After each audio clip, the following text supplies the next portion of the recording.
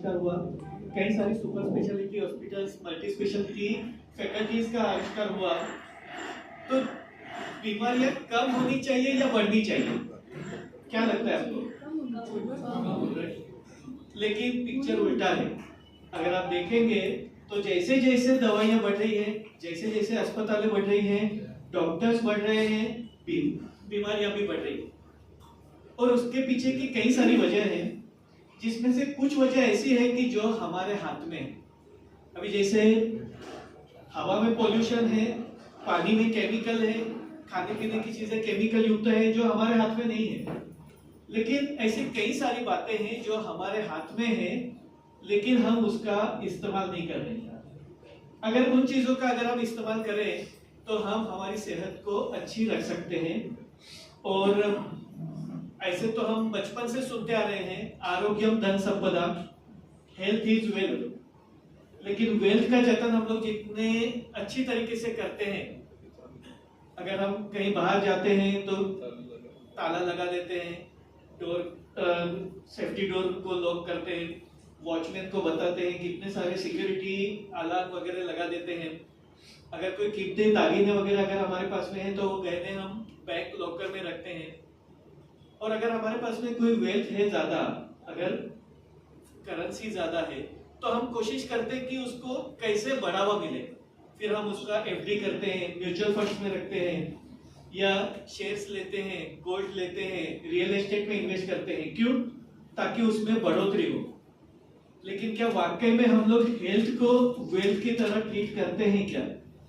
ये सवाल हमें अपने आप को पूछना है।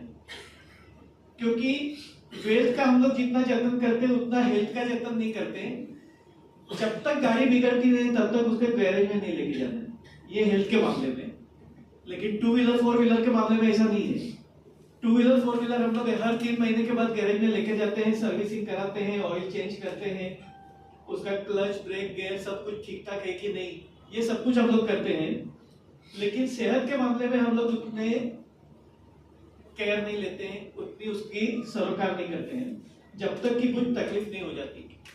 लेकिन जब कोई तकलीफ हो जाती है उसके बाद में उसको रिवर्स करना बहुत ही मुश्किल होता है। और ये कई सारे लोगों का अनुभव होगा। आप में से कितने लोग ऐसे हैं जो लोग डायबिटीज, ब्लड प्रेशर, थायराइड या ऐसी कोई दवाइयां हमेशा के लिए ले रहे हैं, कोलेस्ट्रॉल वगैरह, आपके या आपके फैमिली मेंबर्स, कई सारे लोग ये दवाइयां लेते रहेंगे। और आपने देखा होगा एक बार दवाई शुरू होने के बाद में कभी भी बंद नहीं होती है। डॉक्टर भी कहते हैं कि आपको जिंदगी भर दवाइयां लेनी है।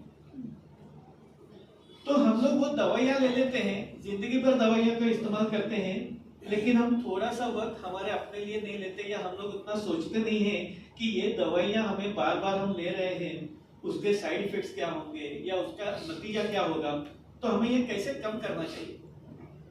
अगर आप देखेंगे तो जितनी भी बीमारियां हैं, कई सारी बीमारियां, नाम कितने सारे होते हैं, लेकिन अगर उन बीमारियों की वजह अगर आप देखेंगे तो गिन चुन के 3 या 4 वजह होती है। अगर वो सही कर दिया हम लोगों ने, उसको दुरुस्त कर दिया, तो हम कई सारी बीमारियों से बच सकते हैं। ऑलरेडी अगर बीमारी आ चुकी है तो भी हम वो बीमारियों को सुधार कर सकते हैं, दवाइयों की जरूरत को कम कर सकते हैं। आमतौर पर देखेंगे तो सबसे महत्वपूर्ण है बैलेंस न्यूट्रिशन, जो हमारी सेहत के 4-5 पिलर्स जिसको हम कहते हैं, जिसके नींव पे पूरी हमारी इमारत खड़ी हुई है, हमारी सेहत पूरी खड़ी हुई है, टिकी हुई है। उसमें एक सबसे पहले है न्यूट्रिशन। लोगों को लगता है न्यूट्रिशन यानी केवल सप्लीमेंट्स खा लेना, विटामिन की गोलियां, कैल्शियम की गोलियां, यानी इसको, या प्रोटीन पाउडर, इसको न्यूट्रिशन कहा जाता है।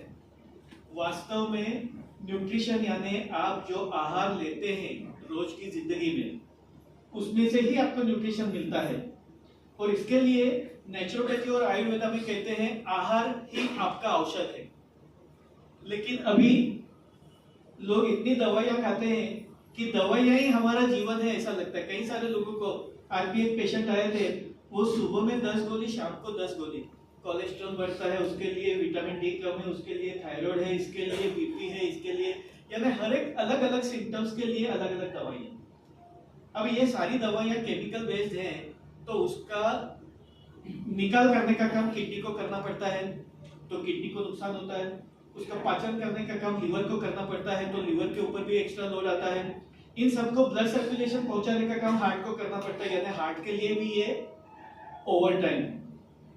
अब आप सोचो, दिन में अगर वो इंसान 8 से 10 गोली खाता है, यानी 365 दिन में करीबन 3000 से ऊपर गोलियां खाई, और अगर ये 10 साल में देखेंगे तो 30,000 के ऊपर गोली हो गई। एक गोली का इम्पैक्ट उतना नहीं होगा, लेकिन 30,000 गोली तो कुछ ना कुछ इम्पैक्ट दिखाएगी। हम यही बात नहीं सोचते, हम केवल सोचते हैं कि मैं 4 गोली खाता हूँ, मैं 5 गोली खाता हूँ या 2 गोली खाता हूँ, एक गोली से क्या होगा, इतनी सी तो गोली होती है। लेकिन ओवर द पीरियड अगर आप कैलकुलेशन करते हैं और उसका हिसाब करते हैं, तभी आपको पता चलता है कि कितना सारा केमिकल आपने डाला है, और वो केमिकल को बाहर निकालने का काम भी शरीर को ही करना पड़ता है, तो उसके लिए वो कितना बड़ा ओवर टाइम है। तो ऐसे वक्त में जैसे मेडिकल सर्विस आजकल जितनी महंगी हो गई है, लाखों रुपए का खर्चा होता है। अगर आज आप देखेंगे तो मेडिक्लेम भी होते हैं, तो 1-1 करोड़ का मेडिक्लेम आजकल निकाला जाता है। यानी जो चीज पहले 50,000 लाख रुपया भी ऐसा होता था कि लाख रुपए का मेडिक्लेम है, आजकल 1-1 करोड़ रुपया, यानी 1 करोड़ का मेडिक्लेम कभी निकलता है, 1 करोड़ का खर्चा होता होगा तभी। यानी इतनी महंगी मेडिकल सर्विस हो गई है, और हमें पता नहीं है कि हमारा शरीर जो है वो करोड़ों की वैल्यू रखता है। क्योंकि जब किसी को किडनी फेल होती है और वो किडनी डोनर ढूंढता है तभी किडनी ट्रांसप्लांट के लिए, तो किडनी ट्रांसप्लांट का खर्चा कितना आता है। जब हमें आंख ना हो, कम सुनाई देता हो या कान चले गए हो, तभी हमें उसकी वैल्यू पता चलती है। अगर ये सारे अवयवों की अगर इकट्ठा वैल्यू की जाए तो करोड़ों रुपए से ज्यादा की वैल्यू हमारे शरीर की है, लेकिन हम लोग उसकी उतनी केयर नहीं लेते। लेकिन अगर हमारी 50,000 की गाड़ी है तो उसमें हम लोग ऑर्डिनरी पेट्रोल नहीं डालेंगे, हम लोग पावर वाला पेट्रोल डालेंगे, अच्छी क्वालिटी का पेट्रोल डालेंगे ताकि गाड़ी खराब ना हो। लेकिन हमारा शरीर इतना करोड़ों रुपए का है, लेकिन हम लोग उसके लिए उतना ध्यान नहीं रखेंगे। कितने सारे लोग एडिक्शंस लेते हैं, अल्कोहल का यूज करते हैं, टोबैको यूज करते हैं, या अलग अलग बाहर का खाना पीना केमिकल युक्त। तो कभी हम ये सोचते हैं कि हम लोग अंदर क्या डाल रहे हैं, और जब भी नतीजा आता है तब तक बहुत देर हो चुकी है।